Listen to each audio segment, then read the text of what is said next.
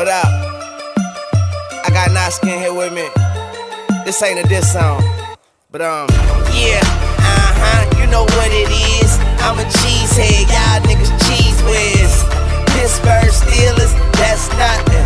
That Super Bowl ring, that's nothing. Pull up in your town when you.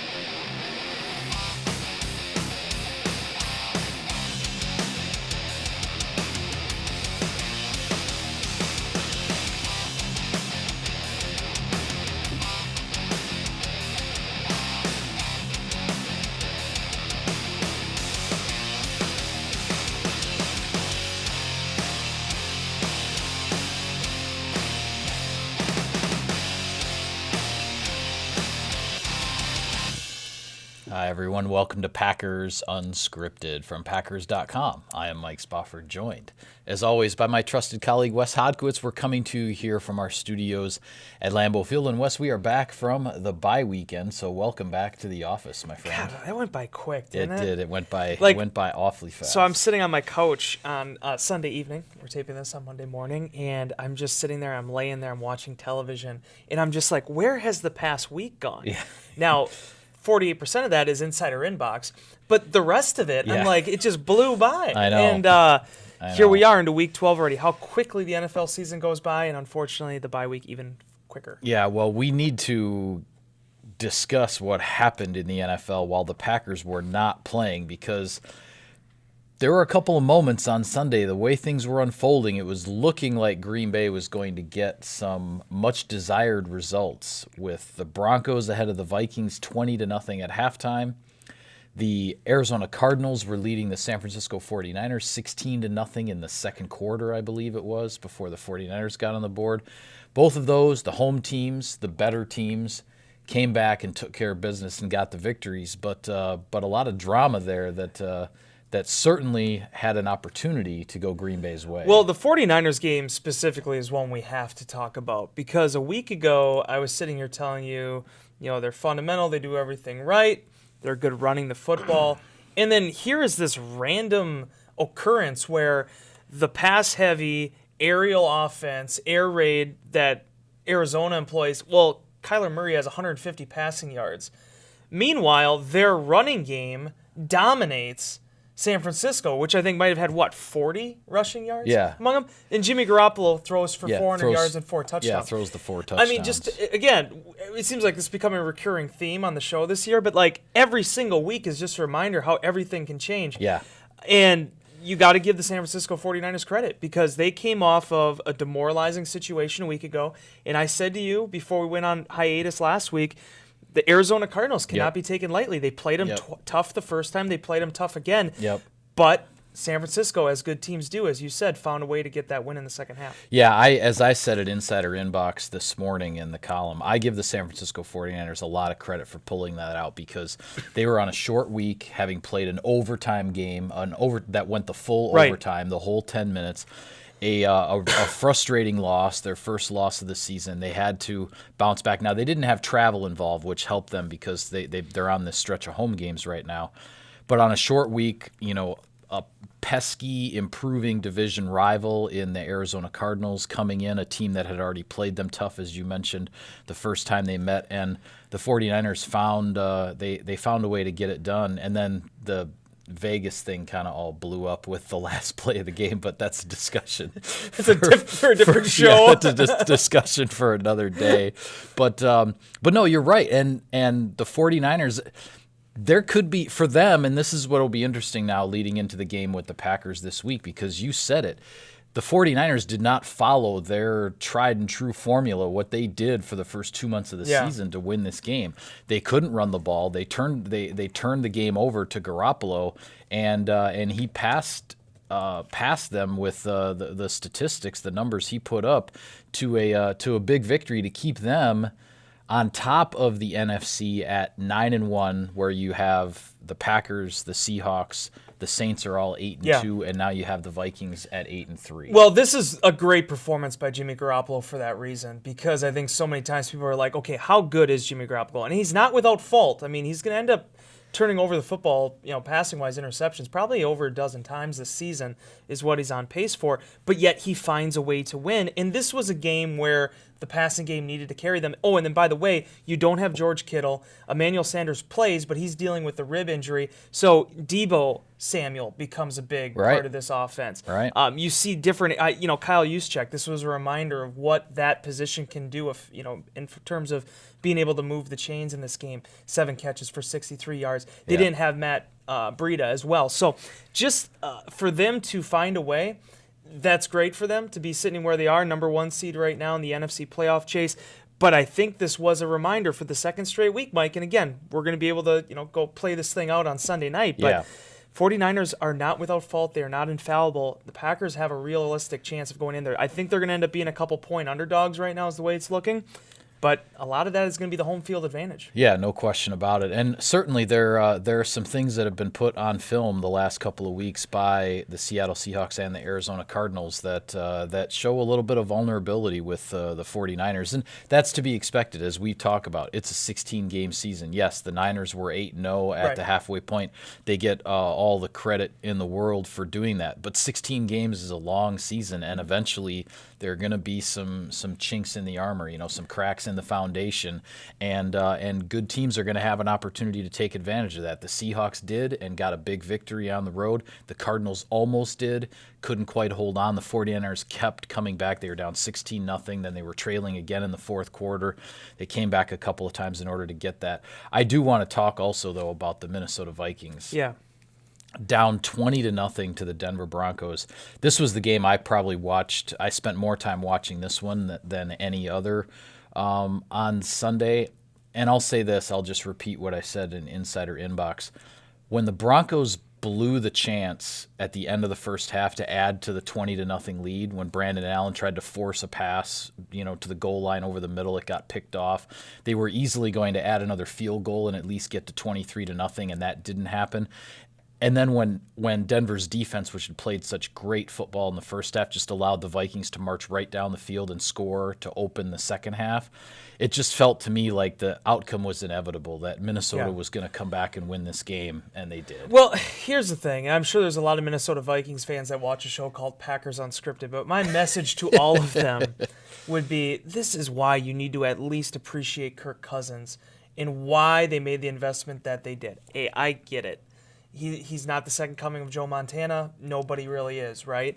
But they were chasing a solution at quarterback. They wanted a firm foundation at quarterback. Like it or not, Kirk Cousins gives you that in a league where it's very difficult to establish and find those players.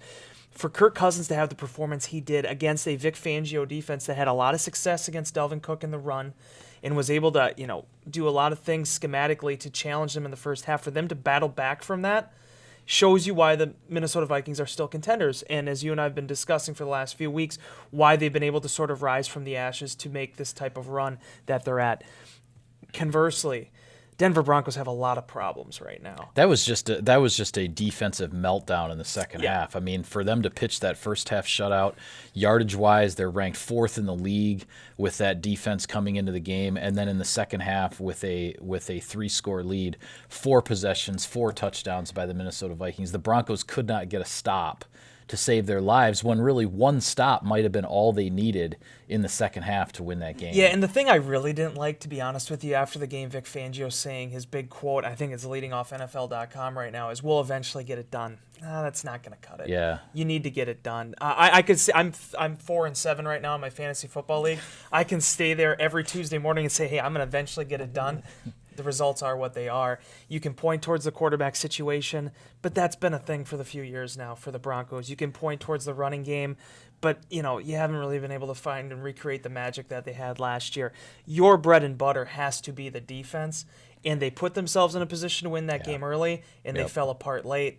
And that's why you're sitting where you are right now in Week 12. Yeah, I mean, it's, give the Vikings credit. They certainly stormed back from what was looking like a true clunker of a performance, and it was happening at home. The fans at US Bank Stadium were obviously letting them hear it, walking off the field at 20-0.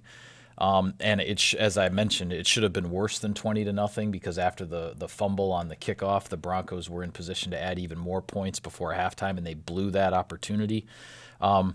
Did you see the end of the game, the final sequence Yeah. by the goal line? Again, a discussion for another day with regards to the whole pass interference rule.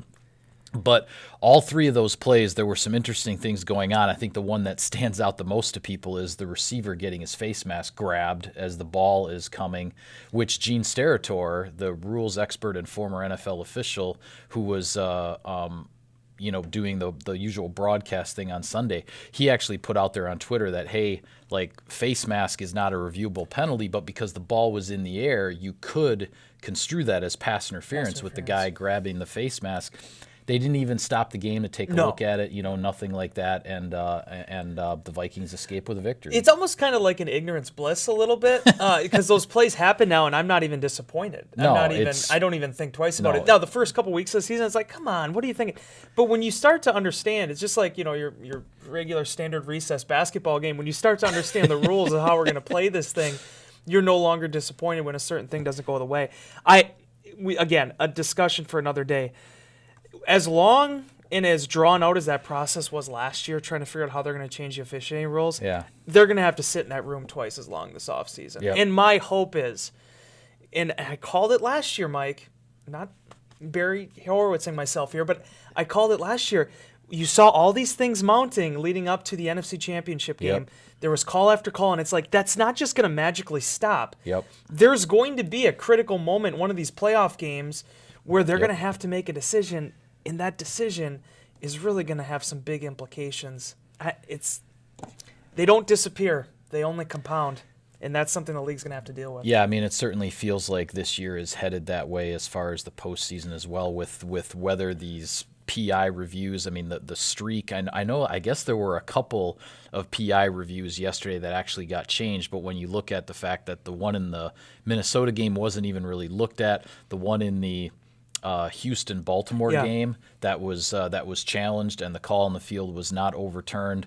This is headed for another potential postseason disaster that is going to knock somebody out of the playoffs in potentially a very unjust manner. And we'll figure it out at the owners' meetings. Yeah, I guess so. What is interesting though is the Packers were benefits of that screen type call. I think that was against the Bears game, right, where it ended up being the receiver pick play. That was Minnesota week two. Yeah. I thought that was going to set a precedent for the season. It didn't. No, and it's weird that it did get overturned. It actually, I think what that did, because that was essentially an offensive pass interference flag that was dropped from New York, so to speak, when they looked at the touchdown play.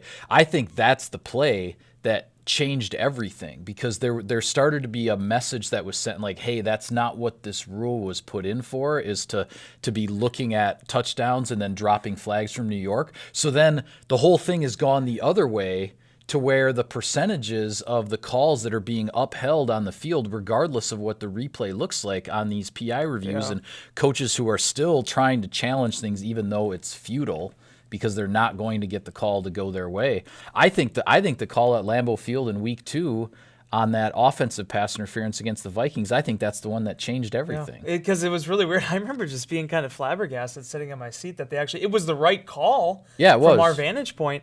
But it was stunning that basically New York took a touchdown away on a scoring play. It was automatically reviewed, and they said, oh, there's offensive pass interference right there. That's no touchdown. And it cost the Vikings 4 points because they ended up kicking a field goal on that drive. So it's fascinating the way that these things get interpreted. I wrote it in Insider Inbox last week. I don't want to be an NFL official. I have no interest in doing it. But, man, the way that this game is right now, I mean, it's one thing to not want to do the job. I don't want to be a high school basketball ref. Yeah. But it's another thing for the way that it's being interpreted. There is an element of kind of, I don't want to get all into it, but it's almost a superiority it's come off as. Well, you know my take, which is that I think we've reached the point, and again, discussion for another day, we've reached the point where the call in the field can't matter anymore. They just have, if something goes to replay, you look at the replay and you call what you see, and to heck with whatever the call is on the field. But nobody seems to really want to go in that direction, even though I think the technology dictates that the call in the field really just shouldn't carry the weight that it carries anymore. And that's the coincidental kind of aspect of this, is that originally the whole thing was the league office is going to make the call. The referees, they'll be on the headset, they'll be there to give their input, but that it really doesn't bear. And ultimately that's what it came down to. Yeah, the call in the field is still carrying the day. We got to get to your Daryn Colledge story because I want to discuss that. Yeah. But okay. Before we get to that, Thursday Night Football, I'd be remiss if I didn't ask you about it. The whole fiasco with Myles Garrett. My goodness. Do you have a quick take on that at all? Because I have several, but I'm curious. My quick take is I can't believe all the people who are screaming for Mason Rudolph to get suspended out of this thing. Now, look, if Mason Rudolph gets a fine, I'm totally cool with that. Yeah. He overreacted to the situation. But if Myles Garrett, even if Myles Garrett yanks the helmet off and just drops it and throws it aside, nobody's talking about suspensions here for anybody at all. Myles Garrett is the one who escalated this thing to the level that it is. And I don't disagree with the suspension for Marquise Pouncey because you start throwing punches, you're going to get suspended. And I think he escalated from a 1-game suspension to a 3-game suspension with the kicking when Garrett was on the ground. So I think, from what I've heard so far, I think this has been adjudicated properly by the NFL. But, man, I have never, just going back to the incident itself, I have never seen anything quite so barbaric on an NFL field. And it's 2019, and I wrote about this in Inbox. You edited it last week. With everything we know about head and neck injuries goodness, this is unacceptable. Because someone mentioned, the whole thing, you go back to the, Jim McMahon incident with the Packers back in the late 80s. Egregious, terrible. It was a different time. Yes. Unfortunately, those things happen, but it was a nittier, grittier, and in some cases, dumber way to play the game. We understand what we're dealing with now. I mean, in terms of the gravity of some of these things, to be chucking a helmet like that, if you hit him on the temple, if that thing hits him with the crown of the helmet, we're talking about significant implications beyond the game of You're football. talking about possibly a fractured skull. I mean, you and I have held NFL helmets. I don't know how many goodness. viewers have. But, I mean, the way that these things have been developed now and the ways, I mean, these aren't, they're not throwing around the, Nerf things. No, the ones that we got under the Christmas trees when we were kids, those have about 20% of the mass and weight of an actual NFL helmet. I mean, these things are dangerous when they're getting swung around like that. And to see that, I mean, I know Myles Garrett is going to appeal his suspension. I think this is a really interesting issue as far as how much does the union stand behind a guy when one of its members just flat out assaulted and attacked another union member with a weapon like a helmet. I mean, this is to me, this is unprecedented, at least in my lifetime in following the NFL. I expect the union and the PA to do that. Is their job, is to protect Myles Garrett, and defend him. That they are the defense attorney in that way. I do appreciate, though, that we're now a couple days removed from this, that they didn't just come out and levy down on the NFL for the suspensions. Whatever has to happen in the appeals process, and that'll be up to Derek Brooks and James Thrash. But that I thought sent an important message that this is the Demarius Randall thing. I thought that was an egregious hit, unnecessary. It was in the realm of football play, though. Yes, absolutely. It's these but things. But that's the football play they're trying to legislate out of the game. They've put in the remedies now. When they see it, they're gonna kick a guy out, and that's where things are headed. But yes, it was a football play. It was done wrongly, and the punishment was proper. And the one thing I will say to the people that are wanting punishment for Rudolph, that I really liked that the NFL stepped in. They fined both organizations because, to be honest with you, it's just unacceptable on so many counts. There's 8 seconds left in the game. Yeah. Whether or not Myles Garrett took down Rudolph when he shouldn't have, I think that's what escalated for Rudolph. Yeah, that's what started it for the quarterback. And then, as I say, he overreacted. Then the other guy overreacted, and then the benches get under involved. Control, man. Yeah. There's no place for that. There's no place for that. There's no need for that. And yeah, I mean, it's just it's an ugly black mark on a league that has been trying with a lot of safety rules and everything else to clean up the game, and this one sent the league back a few steps. And last thing, because I really want to discuss college. It was a great story. This is why you want to talk about wins and losses beyond suspensions, beyond fines, all those things. Look at why the New England Patriots just won their 19th straight winning season. Like they just clinched their 19th straight win. Yeah. Belichick, the Patriots, the teams that do it right play disciplined football. They do it in quarter 1. They do it in quarter 4. And I just think when you look at where Cleveland's season's at right now and how things are going, that's the difference. You want to win football games, play disciplined. Yeah. Don't do egregious stuff. Be fundamental. Yeah. Is what it is. Yeah. Like I said on Twitter after the game, I wish I wouldn't even have watched it. Yeah, there's a part of me that wishes I hadn't seen it live either. But that being said, we did want to talk a little bit about that. It is November. It is Salute to Service Month in the NFL. You and I have both been have worked on a couple of stories. You had the piece on Danny Vitale earlier. I had one that posted last week during the bye on Daryn Colledge. For those who remember him, he was a second-round draft pick for the Packers in 2006. He played 5 years in Green Bay, was a starter that entire time, was a starting guard on the Super Bowl 45 championship team, and he is now in the Idaho National Guard, and earlier this year he returned from a 10-month deployment to Afghanistan. He's a married man, father of two young girls, two elementary school-age girls, and, it was really, really neat to catch up with him. He's one of the guys that his 5 years in Green Bay, 2006 was the year I got to the Packers and Packers.com. He was part of that first rookie class that came in. I really enjoyed getting to know him over the 5 years that he played here. I even actually bumped into him when he finished his final year in the NFL. He was with the Miami Dolphins, and the Packers had beaten the Dolphins down in Miami on that last-second fake spike, whole sequence. And I actually crossed paths with him as he was coming off the field, and I was making my way down towards the Packer locker room for post-game interviews. And he's the kind of guy, like, he sees me, he stops and says hello, just really quickly, like, hey, good to see you, take it easy.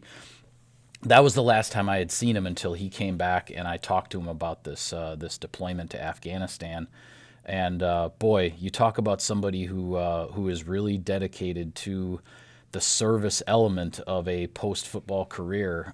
It's really remarkable what he's doing. I think it takes a special breed of person to do what Daryn Colledge is doing, and to go over to Afghanistan and to be in some of those danger zones. I certainly pray for him, just as I do for all the servicemen and women over there. But as you know, when it's somebody that you know and you start to think about those kinds of things, it feels a little different. Well, and it's incredible. It's an incredible story. I really encourage you to check it out on Packers.com. Still up there now, Call to Duty. And Daryn College's journey. The one quote, though, and I when I tweeted your story out, this was the quote I pulled. It was from Jason Spitz, who has been a longtime friend of Colledge. They obviously operate the winery together. Yeah, they were in the same draft class, back-to-back rounds, second and third round in 2006. They were great friends from the day they arrived in Green Bay. And it was amazing to read that quote when it's like, so many, he just gets done with a 9-year, 10-year NFL career. And then here he is jumping into this, and there's a certain aspect from Spitz's perspective. I mean, are you crazy? Like, what are you doing? Yeah. But then when you understand him and you understand what motivates him and where he comes from, and one thing I learned from the story, I didn't realize that North Pole, Alaska, was actually a big military area. There's a lot. There's various military bases up there in Alaska, and he grew up kind of surrounded by that. He had both a great grandfather and a grandfather who served in the military, and his brother is also currently in the military, is involved in some in special forces. Yeah. He got done with a 9-year NFL career. Certainly has plenty of money to set up, his family, generations of his family for a long time to come, and was having a conversation with Jason Spitz and some other friends, and feeling like he was wasting his life. Yeah. He needed to do something, and he's slimmed down about 50 pounds. He's about a 310-pound offensive guard. He weighs about 260 now. Just looks, he's in great shape.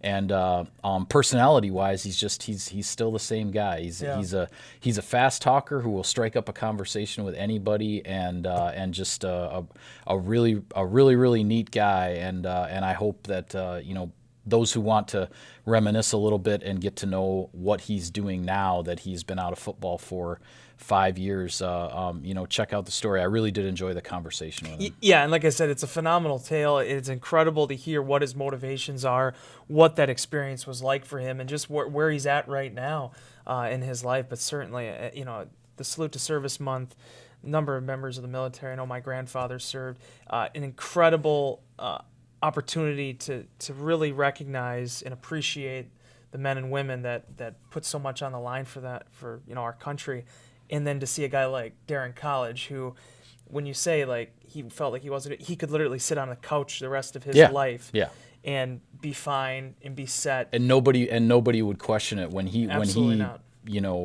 Put his body through what football players have to put their bodies through to play this game for 9 years, and I forget what his total number of games was, but he didn't miss a game in Green Bay.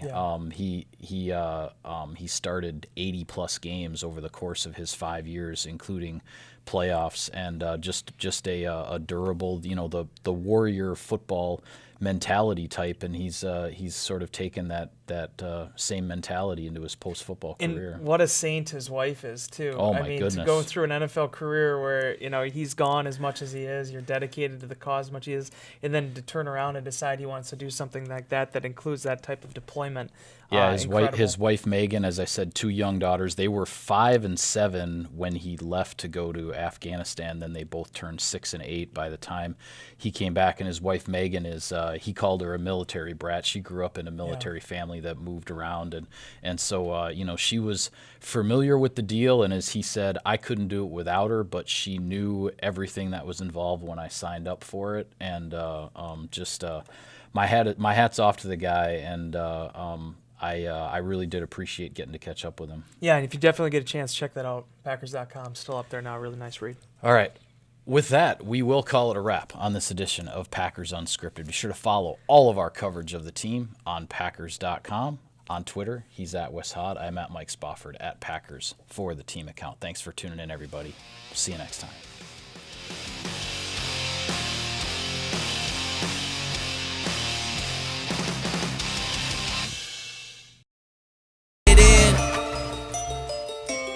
Oh yeah. Young Moolah, baby.